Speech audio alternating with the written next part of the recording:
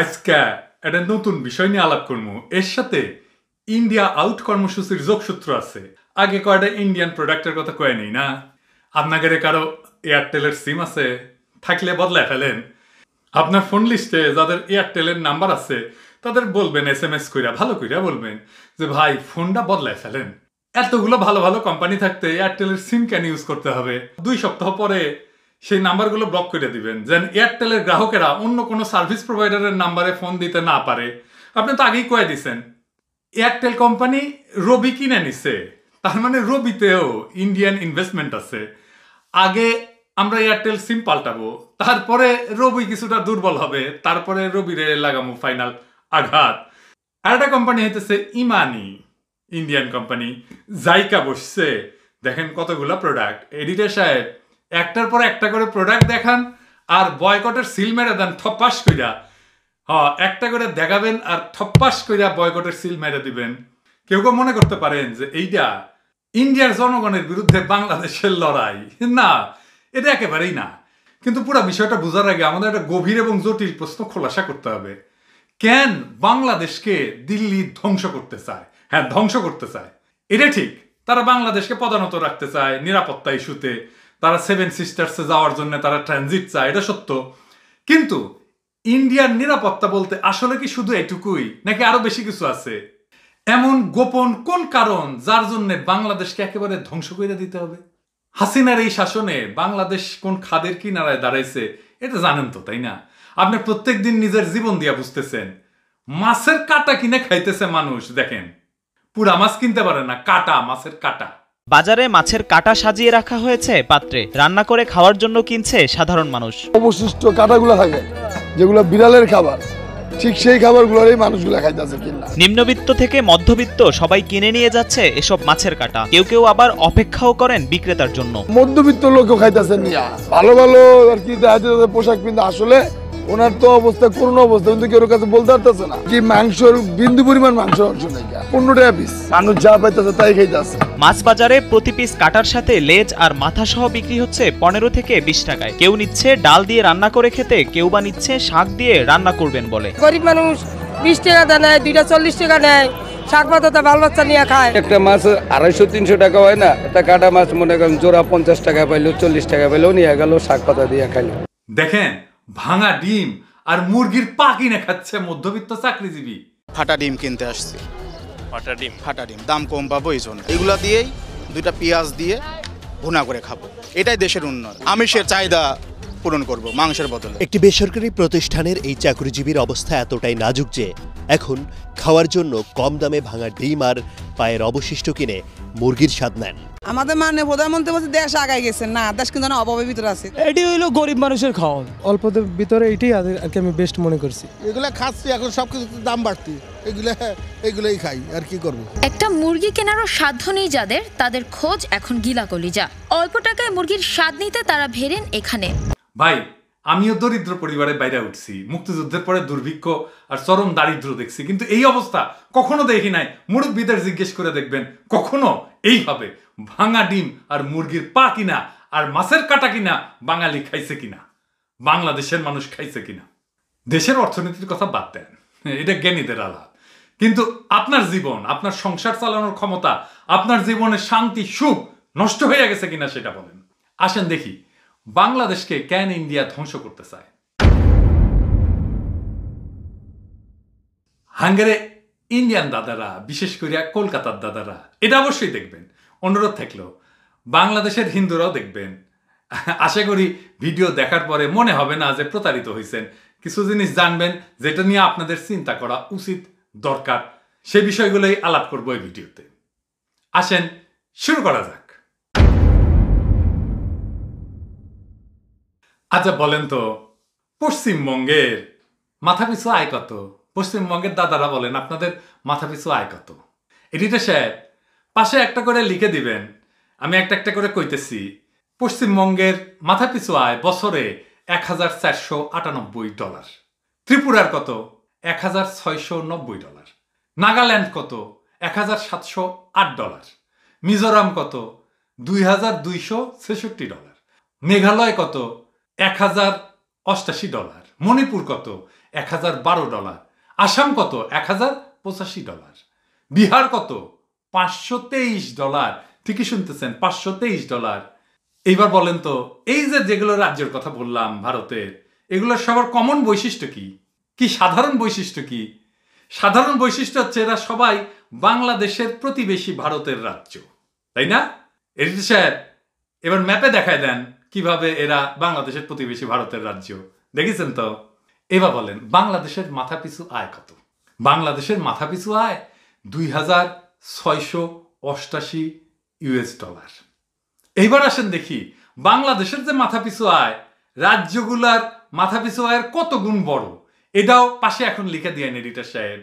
পশ্চিমবঙ্গের চাইতে আমাদের আয় মাথাপিছু বাৎসরিক আয় 80% বেশি, ত্রিপুরার চাইতে 60% বেশি, নাগাল্যান্ডের চাইতে 57% বেশি, মিজোরামের চাইতে 19% বেশি, মেঘালয়ের চাইতে 147% বেশি, মণিপুরের চাইতে 166% বেশি, আসামের চাইতে 148% বেশি, বিহারের চাইতে 414% বেশি। তার মানে বাংলাদেশের মানুষের গড় আয় বাংলাদেশের প্রতিবেশী ভারতীয় রাজ্যগুলোর তুলনায় 19 থেকে 414% বেশি। জানতেন এটা? হ্যাঁ, জানতেন না তাই না? ওহে অমিত শাহ, তুমি তো আঙ্গরে উই পোকা বলো যে আঙ্গরের দেশের মানুষ নাকি আসামে গিয়া ভরে দিচ্ছে সব।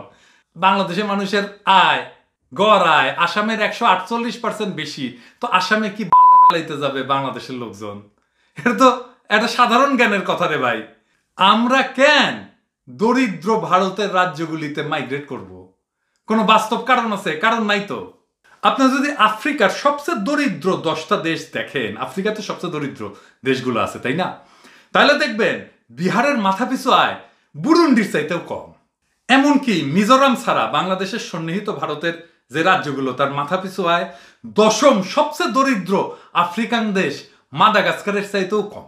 তার মানে সাব সাহারান অঞ্চল, যেটা পৃথিবীর সবচেয়ে দরিদ্র অঞ্চল, তাদের সমান বা তার চাইতে কম আয় এই রাজ্যগুলার, এই অঞ্চলের মানুষগুলার। এটার মানেটা কি? এটার মানেটা হচ্ছে বাংলাদেশ হচ্ছে একটা উজ্জ্বল ভূখণ্ড আশেপাশের দরিদ্র ভারতীয় রাজ্যগুলোর মধ্যে। সুনীল গঙ্গোপাধ্যায়ের একটা কবিতা আছে, আমাদের তারুণ্যে আমরা খুব পড়তাম, কেউ কথা রাখেনি। সেখানে একটা লাইন আছে, ভিখিরির মতো চৌধুরীদের গেটে দাঁড়িয়ে দেখেছি ভিতরের রাস উৎসব।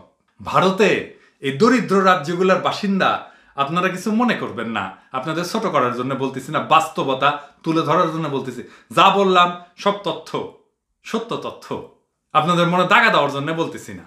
বাংলাদেশ ভারতের সন্নিহিত তুলনামূলক রাজ্যগুলোর জন্য চৌধুরী বাড়ি, আর ভারতের রাজ্যগুলো অবাক বিস্ময়ে দেখে আমাদের ভিতরের রাস উৎসব। কিন্তু তাদের মনে প্রশ্ন জাগে না যে আরে বাংলাদেশ কি এমন জাদু মন্ত্র পাইল যে এইভাবে আমাদের ছাড়াই চলে গেল সম্পদে, ঐশ্বর্যে, সমৃদ্ধিতে। বাংলাদেশ তো কলকাতার চাইতে শিক্ষায় সম্পদে ছোট ছিল দেশভাগের আগে। কলকাতা কেন পিছায় পড়লো? তাদের কাছেই, যারা আসলে এক সময় তাদের প্রজা ছিল, যাদের উপরে জমিদারি করছে তারা 200 বছর ধরে। এই প্রশ্নটা যদি আসতো তাইলে বুঝতো যে বাংলাদেশের সমৃদ্ধির পিছনে, উন্নতির পিছনে একটাই কারণ, তারা স্বাধীন সার্বভৌম রাষ্ট্র তৈরি করতে পারছে। এই প্রশ্ন যেন না আসে তাই ইন্ডিয়া 2টা কাজ করছে। কি সেই কাজ?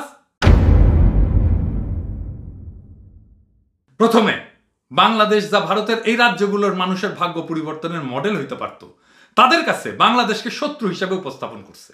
আর 2 নম্বর হচ্ছে বাংলাদেশকে টেনে নামায় ওই রাজ্যগুলোর সমান করে দেওয়ার চেষ্টা করা হচ্ছে, যেন কখনো ওই রাজ্যগুলার ভারতীয় নাগরিকদের মনে এই মনে না হয় বাংলাদেশ স্বাধীন হইয়া এই অবিশ্বাস্য সমৃদ্ধি অর্জিত হয়েছে।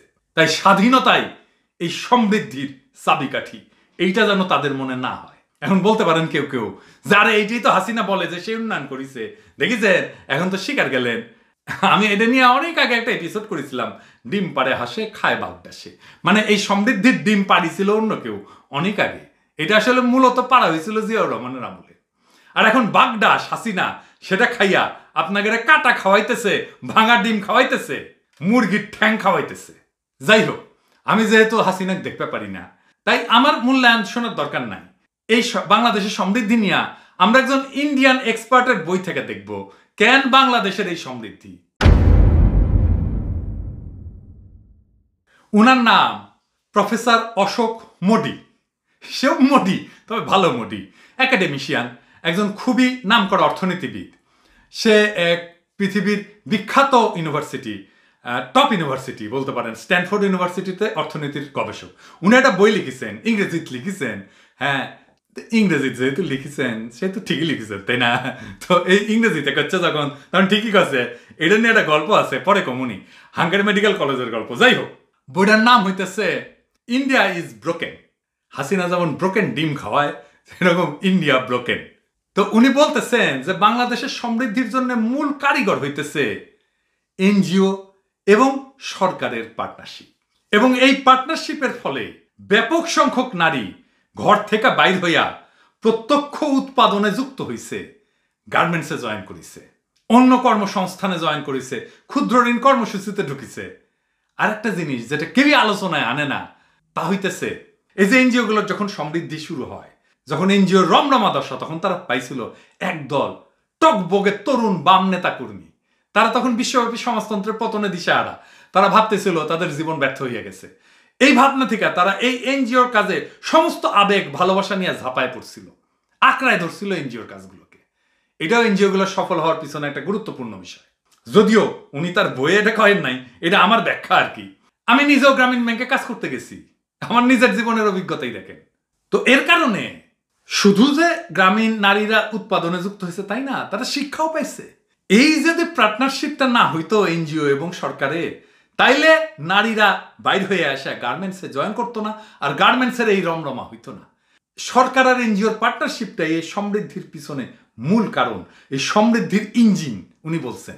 এটা শুরু হয়েছিল বলতে পারেন যখন আবেদ খান ব্র্যাক শুরু করছিলেন, জাফরুল্লাহ চৌধুরী গণস্বাস্থ্য শুরু করছিলেন ছোট কইরা, কিন্তু এটা ছড়ায় পড়ে ব্যাপকভাবে জিয়ার আমলে, আর ব্যাপকতা পায় খালেদা জিয়ার আমলে। এই এনজিও গুলার দাপট, এই যে বিএনপির যে লাস্ট টার্ম, এমনকি 1/11 সময় ছিল কি, এই এনজিও গুলোকে রাজনৈতিক ক্ষমতা দখলের হাতিয়ার বানায় আওয়ামী লীগ। আর 2005 সাল থেকেই এই সেক্টরে ধস নামতে শুরু করে। একটা জিনিস বোধহয় জানেন না কিভাবে আওয়ামী লীগ এটাকে হাতিয়ার বানাইছিল ক্ষমতা দখলে। আজকের তরুণরা, যুবকেরা হয়তো জানেন না, 2004 সালের 30 এপ্রিল বিএনপি সরকার পতন হবে বলে ভবিষ্যৎবাণী করছিল ঘোষণা দিয়া। আনুষ্ঠানিক ঘোষণা দিয়েছিল আওয়ামী লীগের তরফ থেকে আব্দুল জলিল, তখন সে সাধারণ সম্পাদক আওয়ামী লীগের।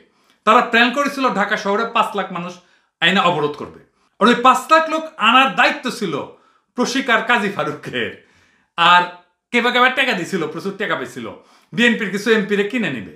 আওয়ামী লীগেরও এমপি ছিল, 62 জন এমপি ছিল, আর বিএনপির ছিল 193 জন এমপি, সংরক্ষিত আসন বাদ দিয়া।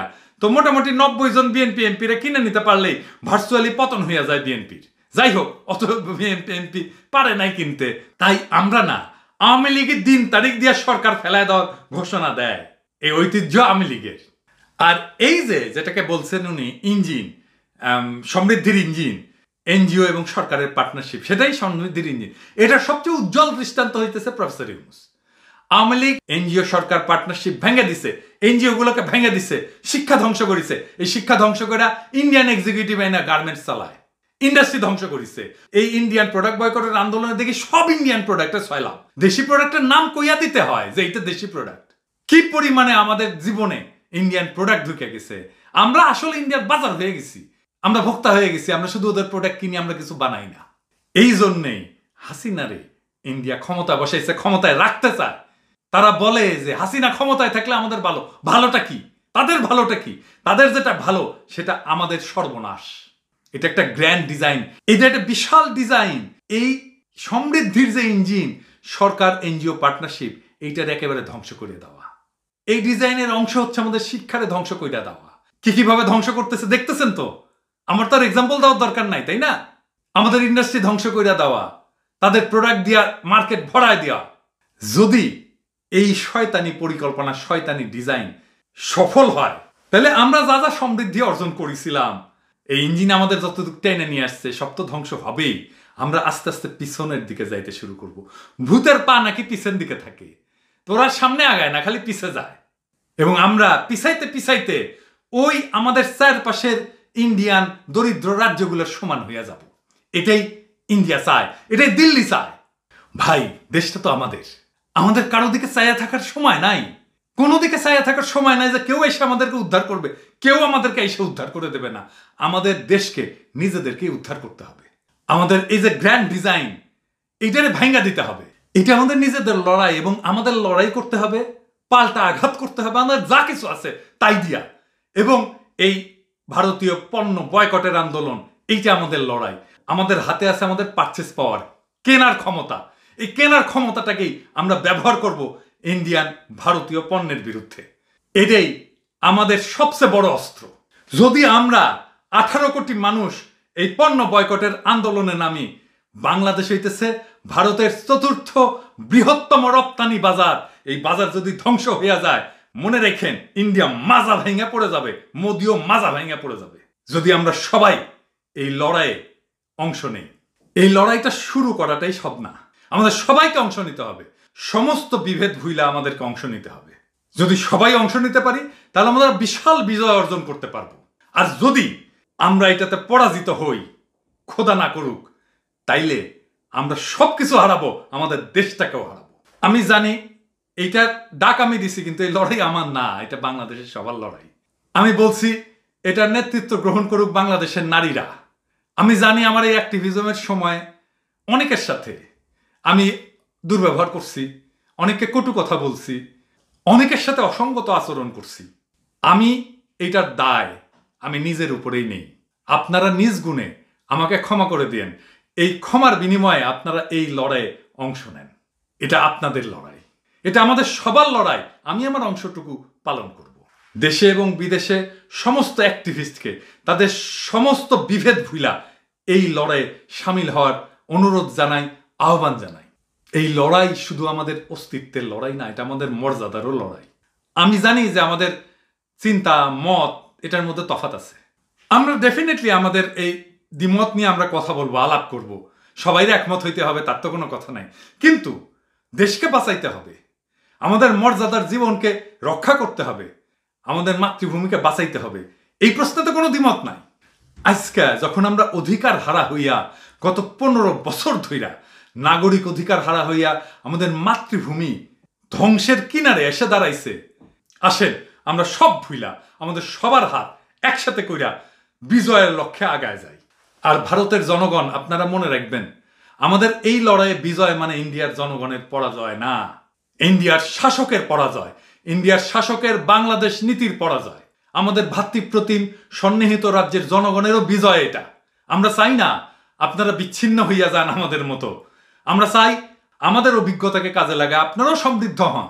আপনাদের তো আমরা প্রতিবেশী হিসাবে বদল করতে পারবো না। আমরা যুগ যুগ ধরে শতাব্দীর পর শতাব্দী প্রতিবেশী হিসাবেই থাকবো। আপনাদের সাথেই থাকতে হবে আজীবন আমাদের।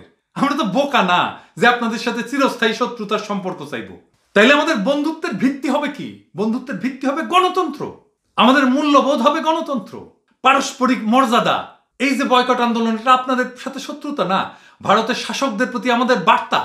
ফ্যাসিস্ট হাসিনাকে যতদিন ভারত তার কূটনৈতিক আর রাজনৈতিক সমর্থন দিয়ে যাবে, ততদিন, যতদিন মনে করবে তাদের স্বার্থের জন্য হাসিনার ক্ষমতায় থাকা দরকার, ততদিন এই বয়কট চলবে। ভারতের শাসক আমাদের দুশ্মন। আমরা ভারতের জনগণকে আমরা বন্ধু ভাবতে চাই। আমরা ঘাস খাইয়া থাকবো, তাও ভারতীয় পণ্য আমরা কিনবো না।